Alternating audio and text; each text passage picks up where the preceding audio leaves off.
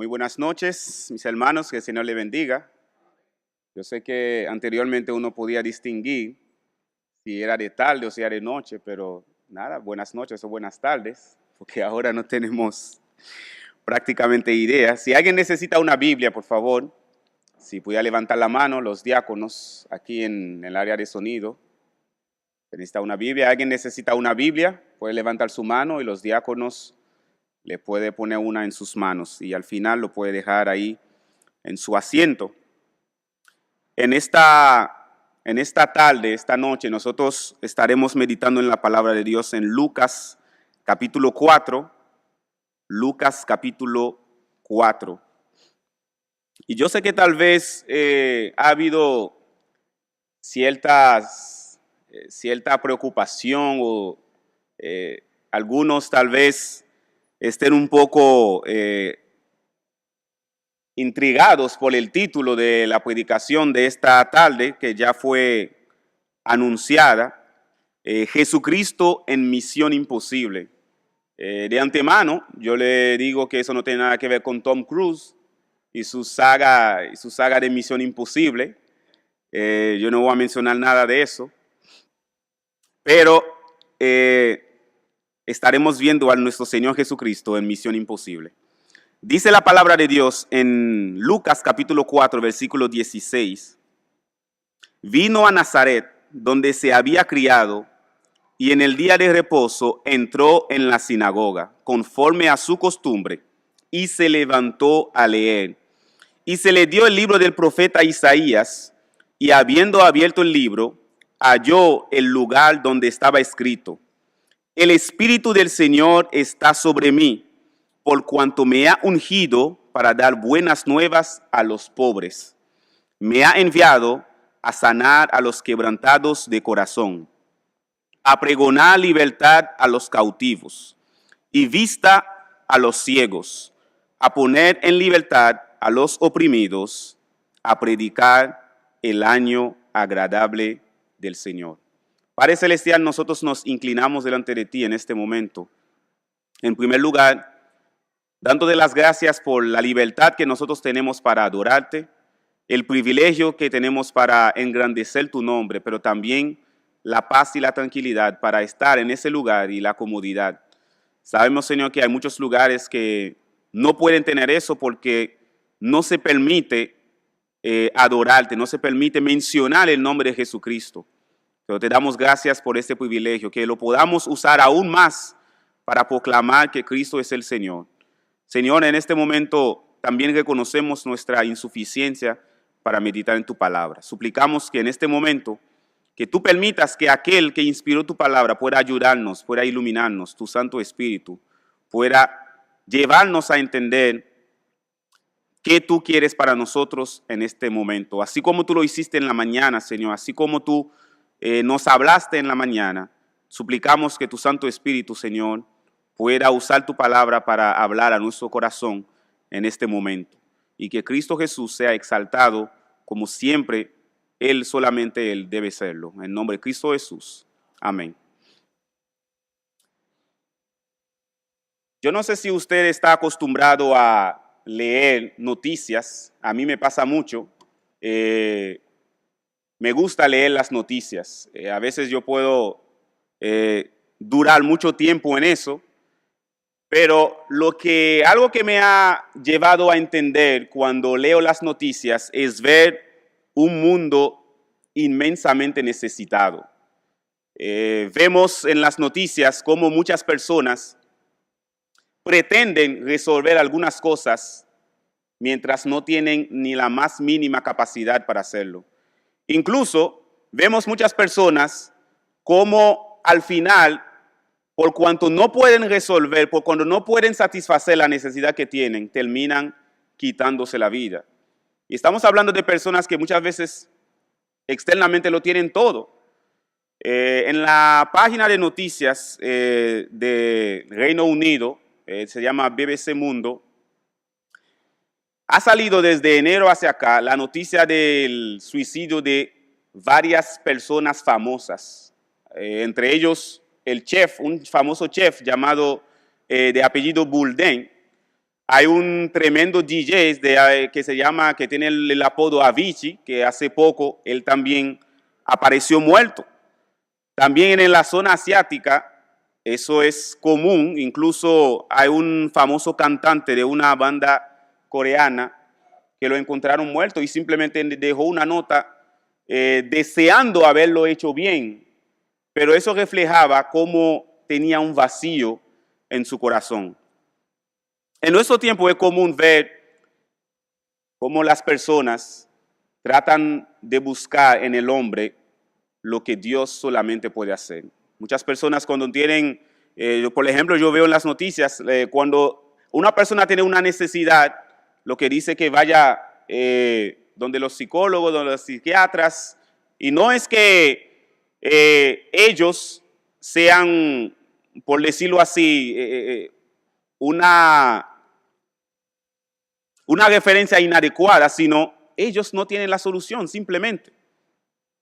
Ahora, en las Escrituras, nosotros vemos al Señor presentado como aquel que tiene esa misión, pero con una misión muy particular. Dice en Lucas capítulo 4 que el Señor Jesucristo vino a Nazaret donde se había criado. Y muy probablemente ese evento, el escritor Lucas no lo coloca como los demás escritores lo ponen. Ya había pasado un buen tiempo después que Jesucristo fue tentado y salió victorioso de la tentación, se mostró como el santo de Dios, pero duró un tiempo ministrando en Judea, como lo vimos en los estudios del pastor Pedro, de los primeros capítulos del Evangelio de Juan. Ahora, la misión del Señor Jesucristo, el Señor Jesucristo aquí presenta su misión cuando ya Él empieza de manera oficial su ministerio en Galilea. Pero ¿en qué consiste esa misión del Señor Jesucristo? Antes de ver eso, hay dos cosas que tenemos que considerar. En primer lugar, ¿cuál es la naturaleza de la misión del Señor Jesucristo? Y en segundo lugar, ¿por qué es importante esta misión? En primer lugar, lo que vemos aquí en el versículo 18 es que la misión del Señor Jesucristo es una obra espiritual. Es una misión que se realiza con la presencia y el poder del Espíritu Santo. Incluso, si van a anotar conmigo, que aquí en este versículo 18 es la 10ª vez que se menciona al Espíritu Santo. Vamos a echar un poco para atrás y van conmigo al capítulo 1, versículo 15. Hay diferentes menciones del Espíritu Santo. Es una característica del Evangelio de Lucas. Dice en el versículo 15, capítulo 1, versículo 15, hablando del nacimiento de Juan el Bautista, que él será grande delante de Dios, no beberá vino ni sidra, y será lleno ¿de quién? Del Espíritu Santo. En la misión, el trabajo que le fue asignado a Juan el Bautista, él lo iba a realizar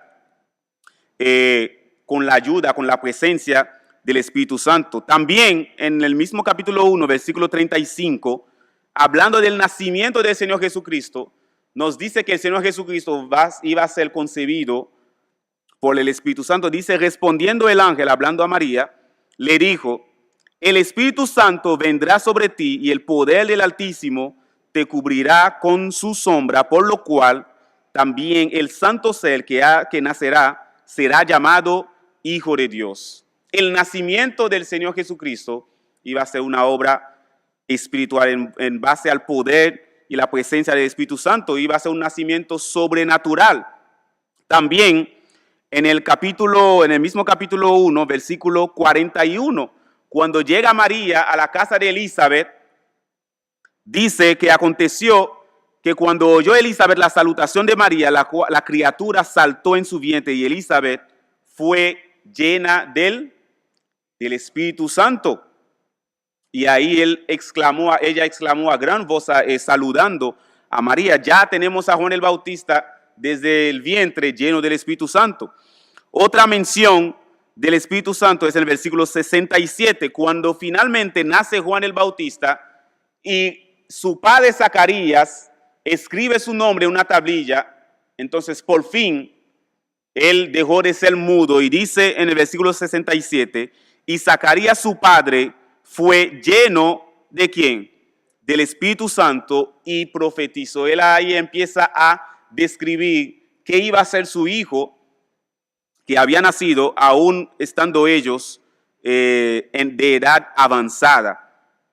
También en el capítulo 2 tenemos mención del Espíritu Santo en el versículo 25. Dice en el versículo 25, y he aquí había en Jerusalén un hombre llamado Simeón, y este hombre era justo y piadoso, esperaba la consolación de Israel, y el Espíritu Santo estaba sobre él. Ahí aún tenemos una triple mención del Espíritu Santo. Dice el versículo 26, y le había sido revelado por el Espíritu Santo que no vería la muerte antes que viese al ungido del Señor, y movido por el Espíritu vino al templo. Aún para empezar a dar a conocer al Señor Jesucristo como el Mesías, el Espíritu Santo estaba ahí obrando entre esas personas. También en el capítulo 3, versículo 16, Juan el Bautista aclara que quien tiene la potestad de dar un bautismo totalmente diferente al que él estaba administrando es el Señor Jesucristo. Dice en el versículo 16, respondió Juan diciendo a todos, yo a la verdad os bautizo en agua, pero viene uno más poderoso que yo, de quien yo no soy digno de desatar la correa de su calzado. Él os bautizará en Espíritu Santo y fuego. Y en el capítulo 4, en el mismo capítulo 3, versículos 21 y 22, dice que cuando Cristo fue bautizado, también Jesús fue bautizado, y orando el cielo se abrió y descendió el Espíritu Santo sobre él en forma corporal como una paloma.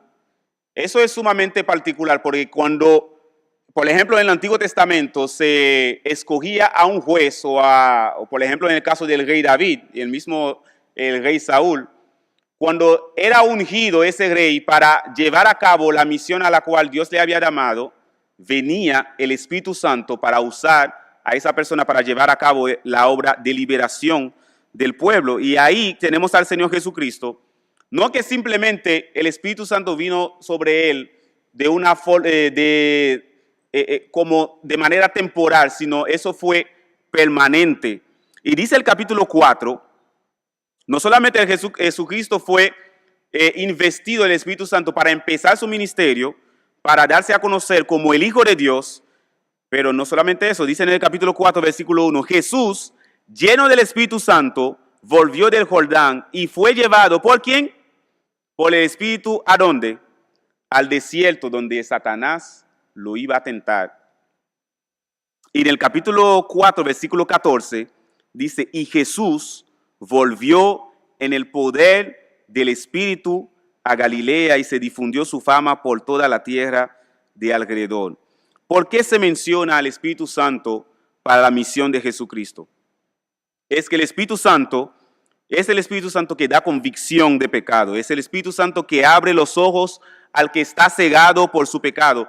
Es el Espíritu Santo que da vida al que está muerto.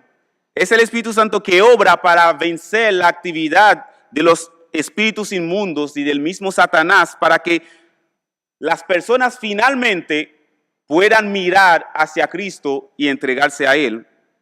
Por tanto, hay dos cosas que tenemos que decir aquí. En primer lugar, si vas a llevar a cabo la misión de Jesucristo, tienes que depender del Espíritu Santo.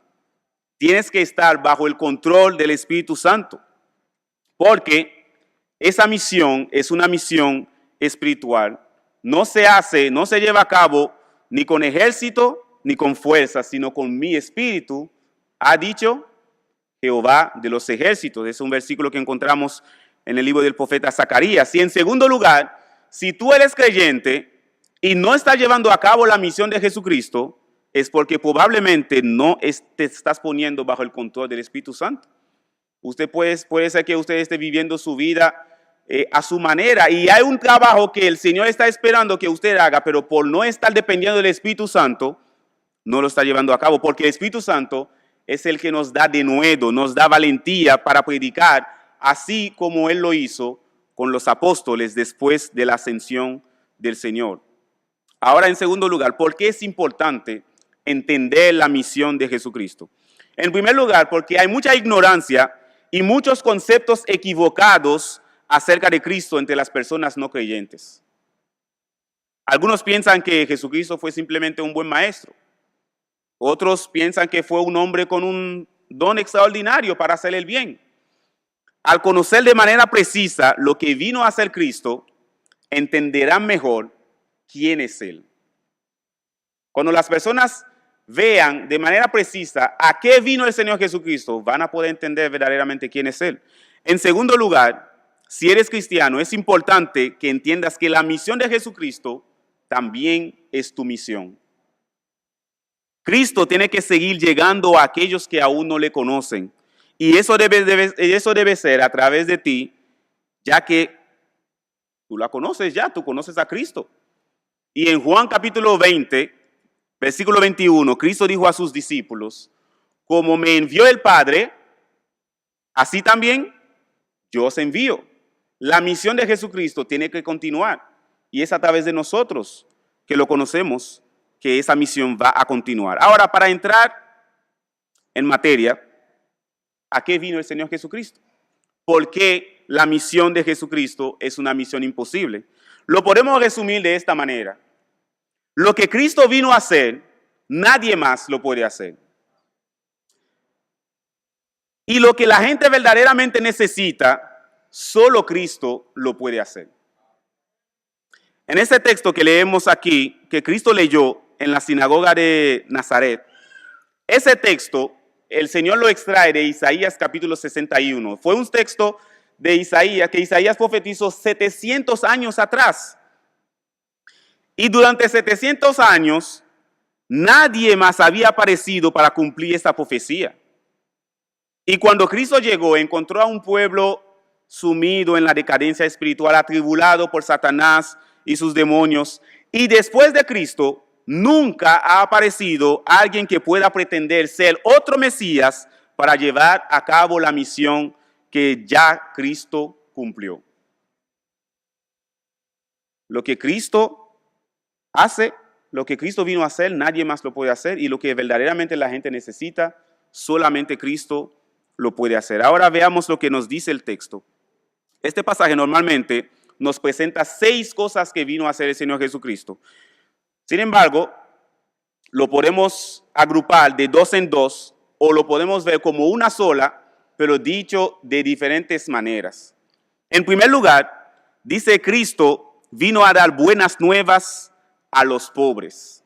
El Señor dice aquí en el versículo 18, el Espíritu del Señor está sobre mí por cuanto me ha ungido para dar buenas nuevas a los pobres. En primer lugar, ¿quiénes son los pobres? Los pobres son aquellas personas que están en absoluta mendicidad. Pero no estamos hablando en términos físicos, materiales, económicos.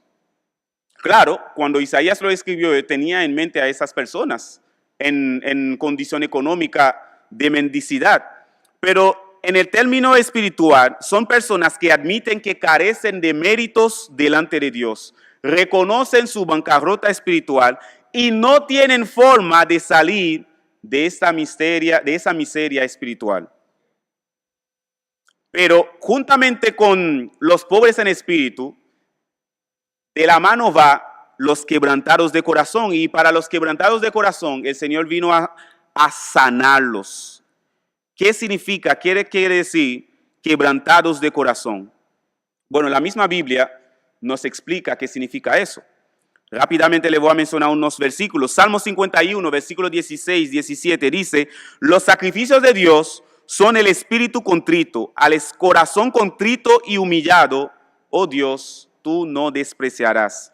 Salmo 34, 18 dice, cercano está Jehová a los quebrantados de corazón y salva a los abatidos de espíritu.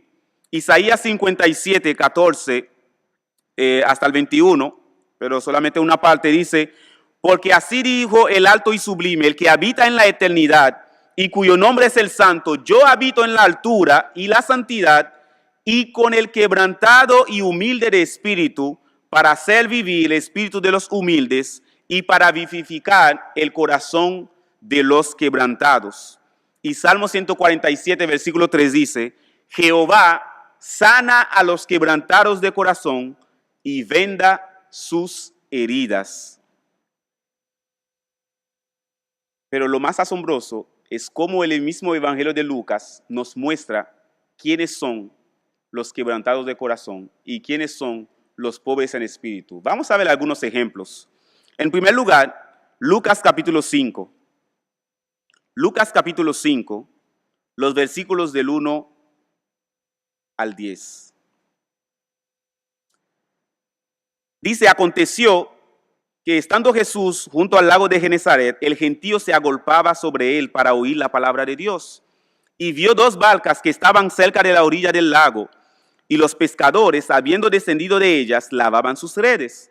Y entrando en una de aquellas barcas, la cual era de Simón, le rogó que le apartase de tierra un poco, y sentándose, enseñaba desde la barca a la multitud. Cuando terminó de hablar, dijo a Simón, boga mar adentro y echad vuestras redes para pescar. Respondiendo Simón le dijo, Maestro, toda la noche hemos estado trabajando y nada hemos pescado, pero en tu palabra echaré la red. Y habiéndolo hecho, encerraron gran cantidad de peces y su red se rompía. Entonces hicieron señas a los compañeros que estaban en la otra barca para que viniesen a ayudarles. Y vinieron y llenaron ambas barcas de tal manera que se hundían. Viendo esto, Simón Pedro cayó de rodillas ante Jesús, diciendo, apártate de mí, Señor, porque soy hombre pecador. Ahí tenemos un primer ejemplo de uno que es pobre en espíritu, pero también con un corazón quebrantado. Ese es Simón Pedro. Y el Señor le llega de una forma que lo impacte tanto en su misma profesión, pero él entiende aquí, no solamente el maestro que yo conocí en Juan capítulo 1, que mi hermano Andrés me lo presentó, no, ahora yo tengo al Creador, yo tengo al que crea las cosas de la nada, yo tengo al proveedor de todas mis necesidades, pero yo entiendo también que Él es santo. Y yo no puedo estar en la presencia del Dios Santo, porque yo soy un pecador. Es la misma reacción de Isaías. Ay de mí, que yo soy muerto, siendo un hombre con labios inmundos y viviendo en medio de un pueblo de labios inmundos. Mis ojos han visto al Rey Jehová de los ejércitos. Y entonces tenemos ahí un hombre, un pobre en espíritu. Tenemos un hombre quebrantado, pero el Señor no lo deja así, porque Jehová sana a los quebrantados de corazón. Y dice el versículo 10, pero Jesús dijo a Simón, no temas, desde ahora serás pescador de hombres. Hay muchas cosas que no se dicen ahí en este versículo, pero si pensamos un poco, lo podemos encontrar que están ahí de manera implícita. En primer lugar, si Simón reconoció que era un pecador, y si de una vez el Señor le dice, yo te voy a hacer pescador de hombres, implícitamente está que el Señor le perdona sus pecados. Así como ocurrió con Isaías cuando vino el serafín con el carbón encendido en la tenaza y le tocó los labios y le dice, ahora tú eres limpio de tus pecados. Y también el Señor le dice a Simón, es verdad que tú has pecado, pero yo te perdono. Y no solamente eso, yo te hago parte de mi equipo para alcanzar a otros que están en igual necesidad que tú. Un segundo ejemplo que tenemos es en el mismo libro de Lucas, capítulo 5, versículo 17 al 26. Conocemos muy bien esta historia, pero se resalta un poco más esa característica del Señor Jesucristo en esa misión imposible. Dice que vinieron 4 hombres trayendo un paralítico y dice en el versículo 19, no hallando cómo hacerlo a causa de la multitud, subieron encima de la casa y por el tejado le bajaron con el lecho, poniéndole en medio delante de Jesús. Al ver la fe de ellos, le dijo, hombre, tus pecados te son perdonados. El Señor apunta directamente a la mayor necesidad de este hombre, pero había una audiencia ahí. Dice el versículo 17 que había un grupo que estaba ahí y ellos comenzaron a cavilar, dice el versículo 21, diciendo, ¿quién es este que habla blasfemias?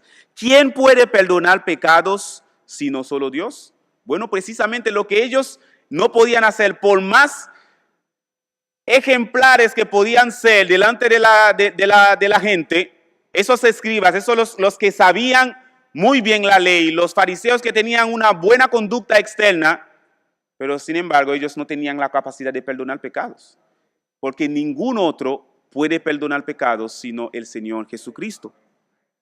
Otro ejemplo que tenemos es en Lucas capítulo 7. Ese ejemplo, mire, me encanta, me fascina, porque yo veo mi propia vida reflejada ahí. Dice Lucas 7, versículo 36. Uno de los fariseos rogó a Jesús que comiese con él. Y habiendo entrado en casa del fariseo, se sentó a la mesa. Entonces, una mujer de la ciudad, y yo espero que usted esté notando esa palabra que se repite, con Simón Pedro, él mismo lo dijo, apártate de mí, Señor, porque soy hombre pecador. Entonces dice el versículo 37, entonces una mujer de la ciudad que era pecadora, al saber que Jesús estaba a la mesa en la casa del fariseo, trajo un frasco de alabastro con perfume y estando detrás de él, a sus pies, llorando, comenzó a regar con lágrimas sus pies y los enjugaba con sus cabellos y besaba sus pies y los ungía con el perfume.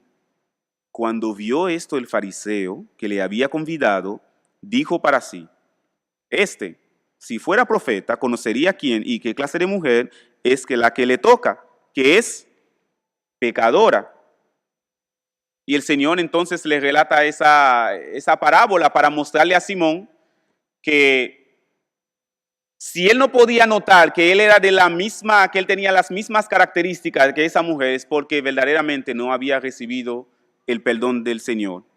Entonces dice en el versículo 44, y vuelto a la mujer, dijo a Simón, ¿ves esta mujer? Entré en tu casa y no me diste agua para mis pies, mas esta ha regado mis pies con lágrimas y los ha enjugado con sus cabellos. No me diste beso, mas esta, desde que entré, no ha cesado de besar mis pies. No ungiste mi cabeza con aceite, mas esta ha ungido con perfume mis pies. Por lo cual te digo que sus muchos pecados le son perdonados, porque amó mucho. Mas aquel a quien se le perdona poco, poco ama. Y a ella le dijo, tus pecados te son perdonados. Imagínese esa mujer que estaba con esta vida, con este tipo de vida. Algunos dicen que era prostituta, una ramera. Puede ser que sí, pero la Biblia no lo menciona. Pero dice que era una mujer pecadora. Era algo que era una vida conocida. Y de ninguna forma esa mujer podía entrar en la casa del fariseo si no fuera por el Señor Jesucristo que estaba ahí. Porque sabía muy bien que el fariseo no lo iba a recibir, no iba a permitir que llegara a su casa. Pero dice el versículo 48, el Señor le dijo, tus pecados te son perdonados. Y los que estaban juntamente sentados a la mesa comenzaron a decir entre sí, ¿quién es este que también perdona pecados? Bueno, el único que puede hacerlo. El único que puede hacerlo, pero él le dijo a la mujer, tu fe te ha salvado, ve en paz. Tus pecados te son perdonados. ¿Cuáles son? Todos los que tú has cometido. Aquí tenemos un corazón quebrantado. ¿Y cómo el Señor sana ese corazón quebrantado? Con esas palabras gloriosas, tus pecados te son perdonados. Lucas 15, del 1 al 2, de una manera sencilla nos dice, nos muestra otra vez al Señor Jesucristo en esa misión que solamente Él puede llevar a cabo. Dice, se acercaban a Jesús todos los publicanos y pecadores. Otra vez aparece la palabra, pecadores. Se acercaban a Jesús todos los publicanos y pecadores para oírle. Y los fariseos y los escribas murmuraban diciendo, a los pecadores recibe y con ellos come. Eso debería llamarnos de manera particular la atención porque muchas veces nosotros podemos salirle huyendo a algunas personas que se ve claramente que tienen una vida escandalosa, mientras son esas personas que el Señor precisamente está buscando para impactar su vida, para que puedan oír esas palabras gloriosas: tus pecados te son perdonados. Y los fariseos y los escribas no querían ni estar de cerca de ese tipo de personas, esos publicanos que habían traicionado a sus compañeros, a sus compatriotas, y habían decidido enriquecerse a cuesta de ellos. Y los pecadores ni siquiera se describen, pero tenemos al Señor Jesucristo, que es el único que tiene esas palabras de vida, como lo dice Pedro en Juan capítulo 6. Otro ejemplo tenemos en Lucas 18. Es un ejemplo que impacta mucho. Dice que en el versículo 9, que el Señor relata esa parábola hablando de algunos que se justifican a sí mismos y menosprecian a los demás. Entonces, un fariseo puesto en pie oraba consigo mismo de esta manera: Dios, te doy gracias porque no soy como los otros hombres, ladrones, injustos, adúlteros, ni aun como este publicano. Ayuno 2 veces a la semana, doy diezmos de todo lo que gano. Mas el publicano, estando lejos, no quería ni aún alzar los ojos al cielo, sino que se golpeaba el pecho diciendo: Dios, sé propicio a mí, pecador. Otro corazón quebrantado, otro pobre en espíritu, pero el Señor tiene buenas nuevas para él. Dice el versículo 14: os digo que éste descendió a su casa como justificado. Hay buenas nuevas para aquellos que tienen ese corazón humillado, que tienen ese corazón quebrantado, que reconocen delante de Dios, no tienen ningún mérito. El publicano no podía ni siquiera alzar los ojos y estaba lejos, ni siquiera quería acercarse en lo más adentro del santuario. Pero el Señor dice: tengo buenas nuevas para aquellos que tienen el corazón quebrantado. Tengo sanidad para aquellos que tienen el corazón quebrantado. Mira un ejemplo en Lucas 19. Yo les digo que Lucas presenta ese cumplimiento de la misión del Señor Jesucristo en esos aspectos. Dice Lucas 19: habiendo entrado Jesús en Jericó, iba pasando por la ciudad, y sucedió que un varón llamado Zaqueo, que era jefe de los publicanos y rico, procuraba ver quién era Jesús, pero no podía a causa de la multitud, pues era pequeño de estatura. Y corriendo delante subió a un árbol sicómoro para verle, porque había de pasar por allí. Cuando Jesús llegó a aquel lugar, mirando hacia arriba, le vio y le dijo: Zaqueo, date prisa, desciende, porque hoy es necesario que pose yo en tu casa. Entonces él descendió a prisa y le recibió gozoso. Al ver esto, todos murmuraban diciendo que había entrado a posar con un hombre pecador. Otra vez aparece uno que no tenía ningún mérito, no solamente delante de Dios, delante de nadie. Todos, dice el versículo, murmuraban porque Jesucristo aceptó entrar. Bueno, él se autoinvitó a la casa de Zaqueo, pero dice que había entrado a posar con un hombre pecador. Pero hay buenas noticias para Zaqueo. Jesucristo le llevó el evangelio a Zaqueo, y aquí está la evidencia. Versículo 8: entonces Zaqueo, puesto en pie, dijo al Señor: he aquí, Señor, la mitad de mis bienes doy a los pobres, si en algo he defraudado a algunos, se lo devuelvo cuadruplicado. Jesús le dijo: hoy ha venido la salvación a esta casa, por cuanto él también es hijo de Abraham, porque el Hijo del Hombre vino ¿a qué? A buscar y a salvar lo que se había perdido.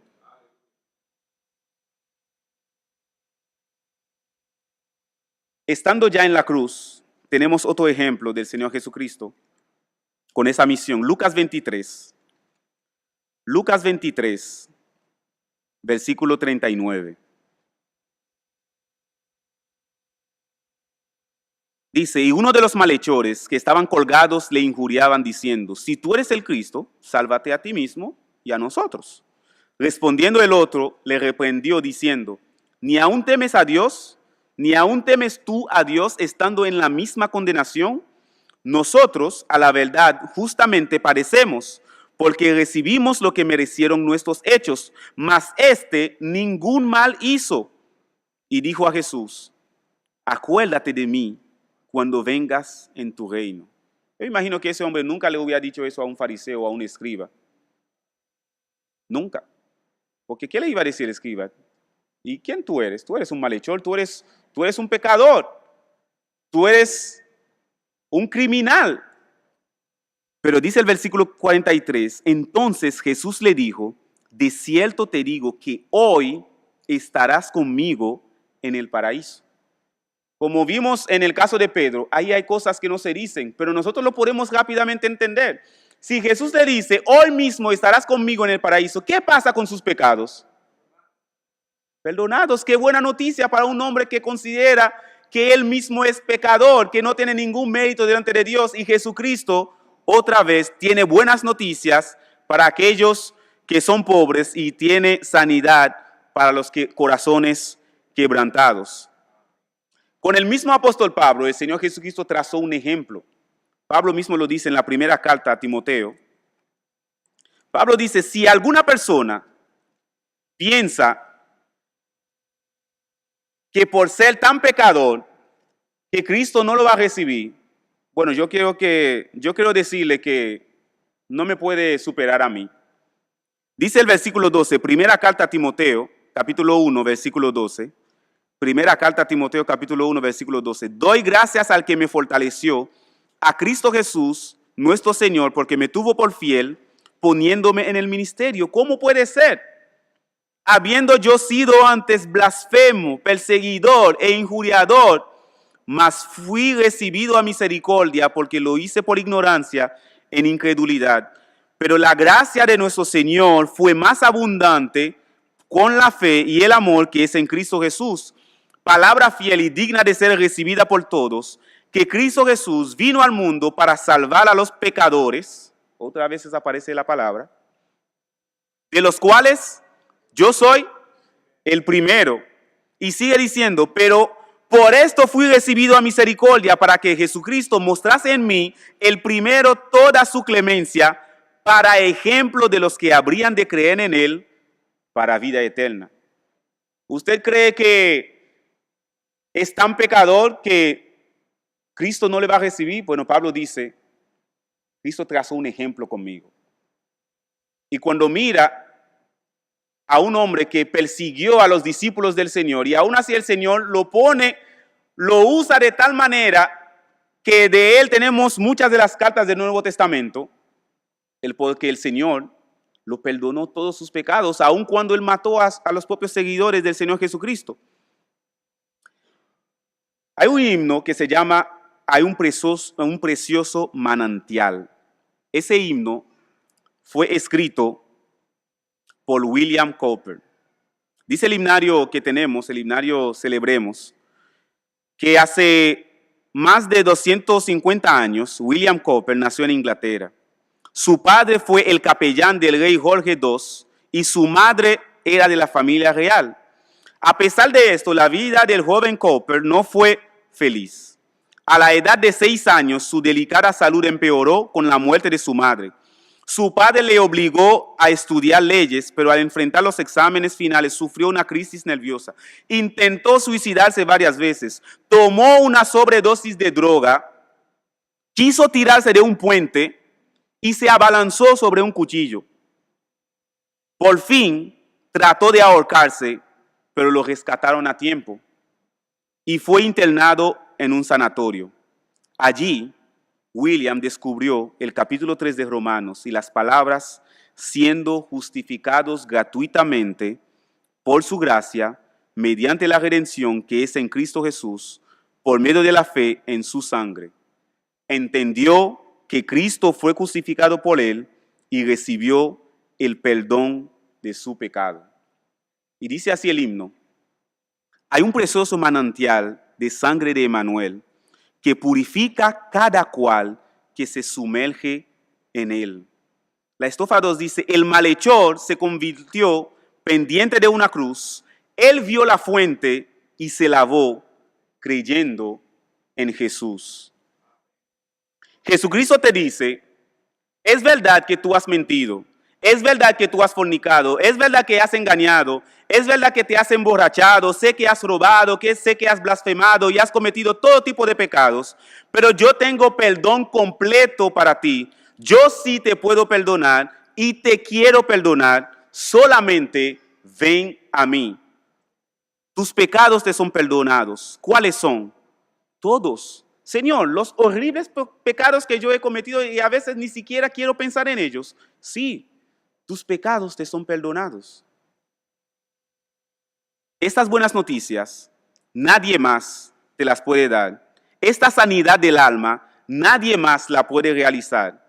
Los testigos de Jehová le dicen a la gente, tienen que hacer muchas obras, tienes que hacer muchas cosas para tú ganar tu salvación. Los mormones por igual, los evolucionistas ni siquiera te dice qué tú vas a hacer con tus pecados, y las personas andan carcomidas por dentro porque no saben qué van a hacer con sus pecados, no tienen propósito en su vida. Los budistas dicen que tal vez tú, después de reencarnar y hacer todo esto y muchas cosas, lo mismo de los hindúes, etcétera, en algún momento puede ser que tú termines de pagar tu deuda de pecado. Pero Cristo trae buenas nuevas para aquellos que están sin méritos alguno delante de Dios, pero que lo necesitan tan desesperadamente. Hermano, eso es solamente una tercera parte de lo que Cristo vino a hacer. Mientras tanto, vaya practicando, llevando a Cristo a aquellos que tanto lo necesitan. Señor, nosotros como creyentes podemos contemplar a ese Cristo que hace lo que ninguno puede hacer. Y lo que la gente necesita, verdaderamente, solamente Él lo puede hacer. Te damos gracias, Señor. Te damos gracias por nuestro Señor y Salvador Jesucristo. Y precisamente esa noche lo conmemoraremos mediante la cena del Señor. Pero, Padre Celestial, no permitas que esto se quede con nosotros. Hay muchos necesitados. Hay muchos que están cargados, que no saben qué hacer con sus pecados, que tienen la conciencia, ya no puede más. Pero nosotros tenemos el mensaje de salvación. Te suplicamos, Señor, que tu Santo Espíritu pueda impulsarnos a llevar a Cristo a aquellos que lo necesitan. En nombre de Cristo Jesús. Amén.